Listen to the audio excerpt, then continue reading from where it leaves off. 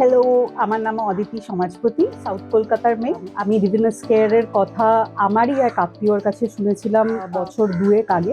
আমার কনসেপ্টটা খুব ভালো লেগেছিল। তখন আমি ডিভিনাসের সাথে যোগাযোগ করি এবং আমার বাবার জন্য ওদের সার্ভিসেস রিক্রুট করি। গত 2 বছরে অনেকভাবে বেনিফিটেড হয়েছি। তার মধ্যে সবথেকে ইম্পর্টেন্ট আমার যেটা মনে হয়, একই সাথে বাবা মার কথাও আমাদের ভাবতে হয়। সেটা আমরা দেশে থাকি, বিদেশে থাকি, যেভাবেই থাকি, অনেক সময় বাড়িতে থেকে সেটা করে ওঠা হয় না।